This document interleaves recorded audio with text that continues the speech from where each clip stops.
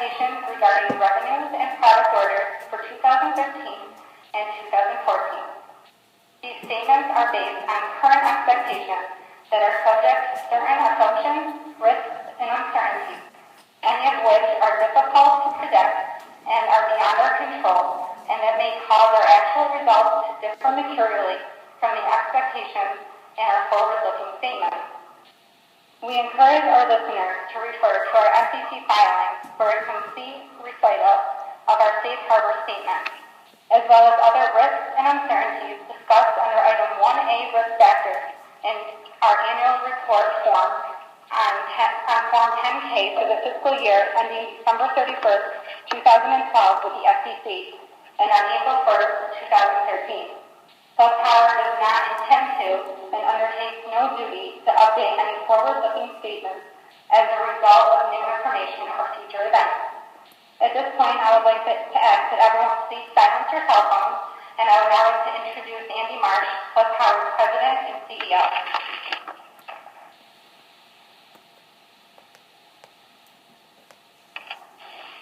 Good morning. I'm Andy Marsh, President and CEO of Plug Power. I'm pleased to be here today, and I'd like to thank those who are in the audience here at the Plug Power Analyst Day, as well as over 300 people who are on the telephone listening to the presentation.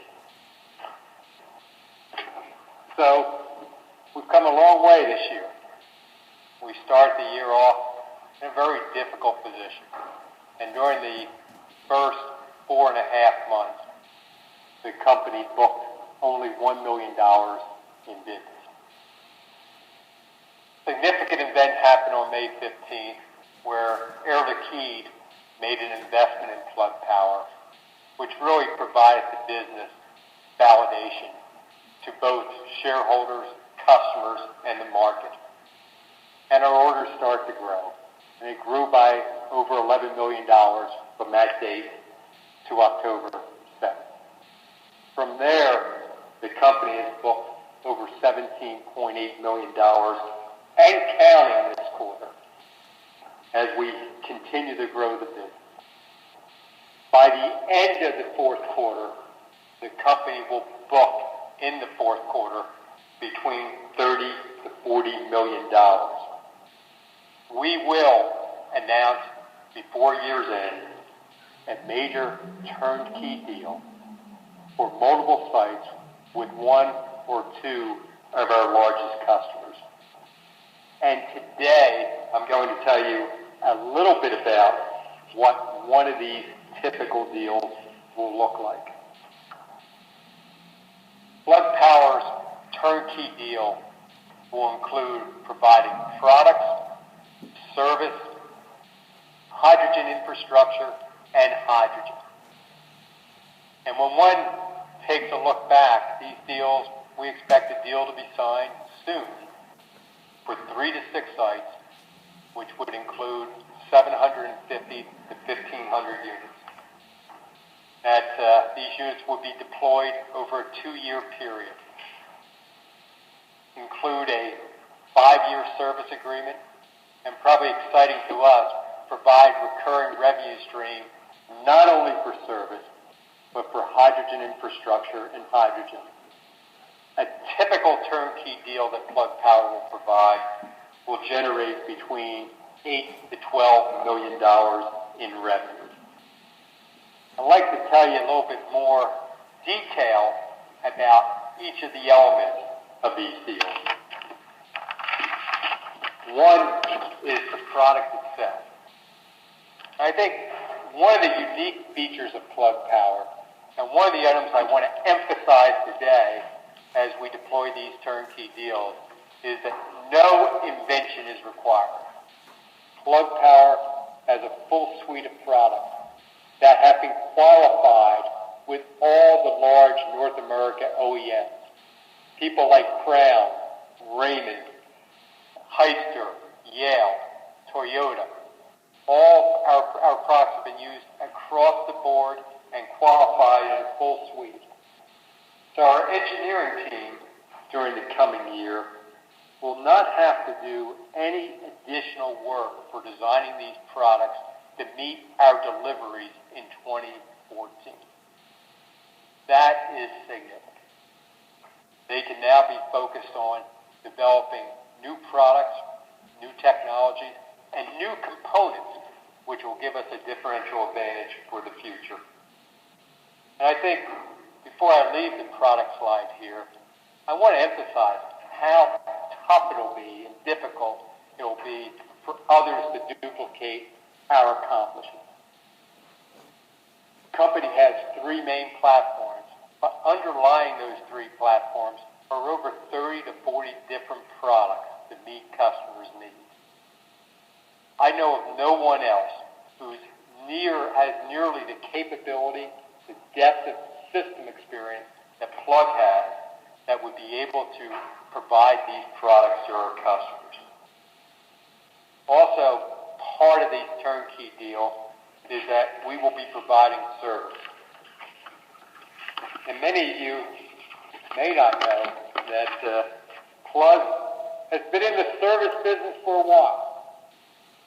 We provide 5-year parts and labor to people like BMW, Cisco at their Long Island facility, San Antonio, Houston, and Boston. This business really will become approximately 20 to 25% of our total revenue on an annual basis. And as PLUG focus on developing these recurring revenue streams by putting products in the field, servicing them each year, it'll provide greater predictability to investors as this business grows. I'd now like to talk about our hydrogen opportunity. And to me, this is rather critical. Hydrogen represents a large opportunity for us. With many of these sites, hydrogen is about 40% of the potential revenue and profit. And Plug Power, what people may not know, at a Wal-Mart Washington Courthouse facility, Plug Power provides the majority of the fueling infrastructure to support the efforts. We've been doing our own fueling stations for over 5 years. It's an area we've developed a great deal of capability in and have used as a consultant a partner who has done more than 50% of the hydrogen fueling stations for people like Air Products and Linde in North America. So we actually have systems that work as good or as better than the industrial gas company.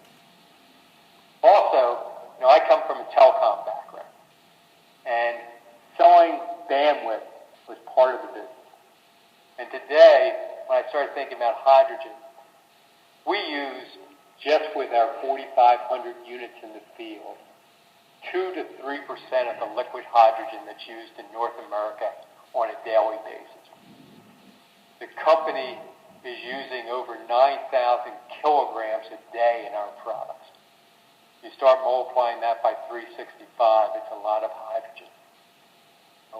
When I think about this business long term, it's almost folks who become aggregators of bandwidth.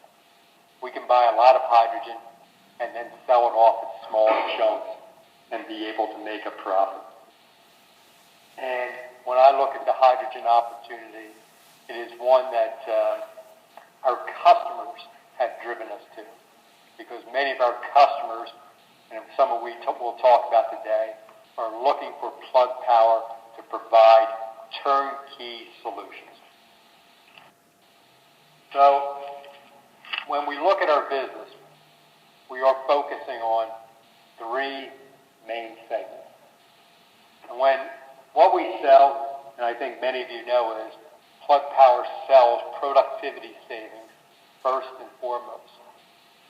And the larger the fleet and the more inventory that is moved by the customer, the stronger our value proposition. And so when you look at our customers, we have large food retailers like Kroger and Winco who have deployed our products. Retailers like Lowe's and CVS. These are household names. And manufacturers BMW and Mercedes. I'll tell you a little bit more about BMW. And in my mind, this is actually another example of recurring revenue stream. At BMW in 2009, we started off with about 80 units in their facility. Today, as they use and expand their business, we have over 300 units operating at their facility in Spartanburg, South Carolina, and during the coming year, it's projected to grow significantly. When Plug makes an entry into these markets, one of the real values is that Plug is able to start initiating business and it continues to grow. And though it may not be a traditional recurring revenue stream, Mercedes is another example where we're at their facility in Huntsville, Alabama. They started out with 72 units. They're building a new logistics center. And when you go on the company tour today, which I think you'll really enjoy for the folks who are here in the audience, you'll see units being built for their logistics center, new logistics center, an additional 123 units. No need for new hydrogen infrastructure.